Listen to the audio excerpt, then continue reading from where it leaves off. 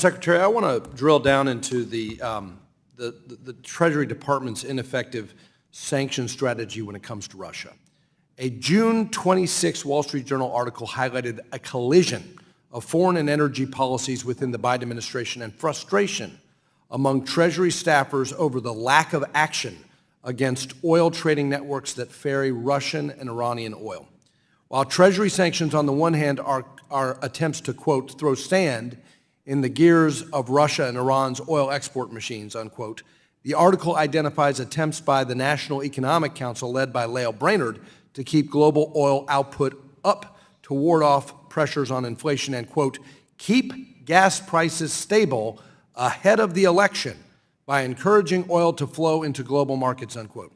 Secretary Yellen, who is running the show in the administration? Those who want to be tough on our adversaries like Russia and Iran, or those who want to ensure that global oil flows keep gas prices stable ahead of the election? It's a very good question. I think the article is frankly very misleading because the NEC and Treasury are really on the same page. We've been working together closely, and we really have identical goals. So the same page in terms of trying to defend this failed oil price cap scheme. I'm sorry, I don't think it's a failed. Well, let me reclaim my time. Bloomberg reported last week that Russia's government revenues from oil sales rose almost 50% compared to last year. If this is not an indictment of Treasury's licensing policy and the failure of the oil price cap scheme, I don't know what is. Well, it worked very well in the first year. Not anymore. Not anymore, Madam Secretary. Okay, so let me reclaim my time. I offered an amendment to the Financial Services Appropriations Bill. I got 30 Democrats to vote to sanction Russian oil exports. 30 Democrats, mostly climate-oriented Democrats. This administration, which has this massive climate focus, wants to punish American energy production. That's the whole strategy, through ESG and climate disclosure and no permitting, no licenses, no Keystone Pipeline. But when it comes to Putin's oil machine, license it. Allow exports of Russian energy. What on earth are you all doing?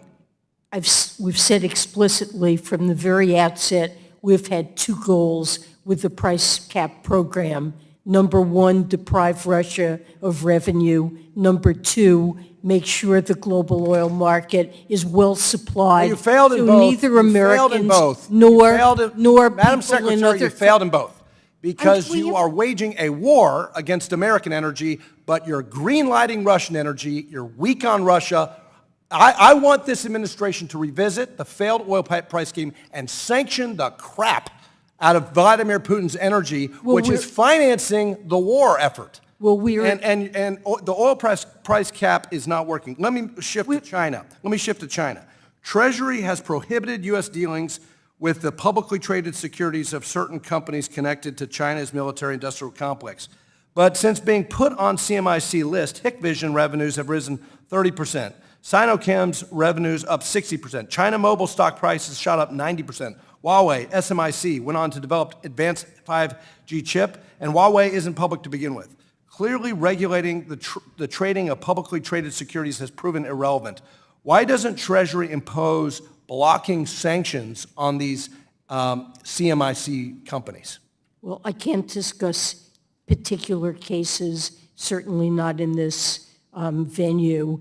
We're always looking at entities that are engaging in activity that could merit sanctions. Well, Madam Secretary, would Treasury welcome an opportunity by legislation, my bill, on China outbound? You all have issued an executive order. I think it's Congress's responsibility to create an outbound investment framework.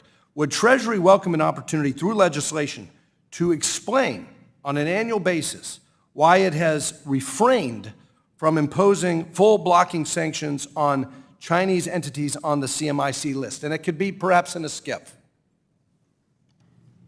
Well, we can discuss it with you, and I'll have my staff be in touch with yours to understand. Well, we've got a list of what you have in Chinese mind. military-industrial complex companies, but Treasury hasn't sanctioned any of them.